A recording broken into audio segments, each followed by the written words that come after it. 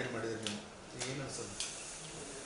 ಈ ಎರಡೂ ಕಡೆ ಈ ದಾವಣಗೆರೆ ಮತ್ತು ಬಾಗಲಕೋಟೆ ಎರಡು ಉಪಚುನಾವಣೆ ನಡೀತವೆ.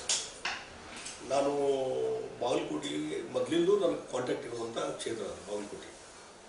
ಯಾಕಂದರೆ ಅಲ್ಲೇ ಬಾಗಲಕೋಟೆ ಪಕ್ಕದಲ್ಲಿ ಕೆರೂರಿನಿಂದ ನಾವು ಹುಟ್ಟಿದವರು.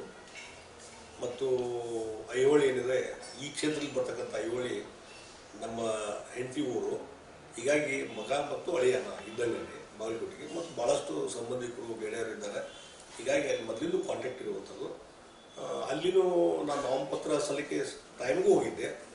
ಮತ್ತು 2 ದಿವಸ ಅಲ್ಲಿ ಬೇರೆ ಬೇರೆ ಪ್ರಚಾರದಲ್ಲಿ ಗ್ರಾಮೀಣ ಭಾಗದಲ್ಲಿ, ನಗರ ಭಾಗದಲ್ಲಿ ಭೇಟಿಯಾದಾಗ ಅಲ್ಲಿ ವಾತಾವರಣ ನೋಡಿದಾಗ ಈ ಸಲ ವೀರಣ್ಣ ಚನ್ನತಿಗೌಡರು ಭಾರತೀಯ ಜನತಾ ಪಾರ್ಟಿ ಅಭ್ಯರ್ಥಿ 100ಕ್ಕೆ 100ರಷ್ಟು ಗೆದ್ದು ಬರ್ತಾರೆ ಅನ್ನುವಂಥ ವಿಶ್ವಾಸ ಇದೆ.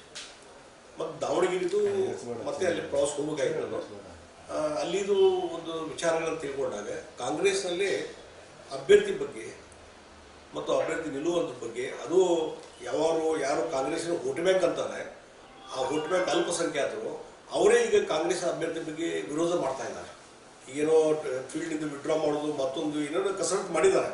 ಆದರೆ ಅಲ್ಲಿ ಇರುವಂಥ ಕಾಂಗ್ರೆಸ್ಸಲ್ಲಿರುವಂಥ ಅಸಮಾಧಾನ ಬಹುಶಃ ಬೇರೆ ಎಲ್ಲಿಯೂ ಇಲ್ಲ.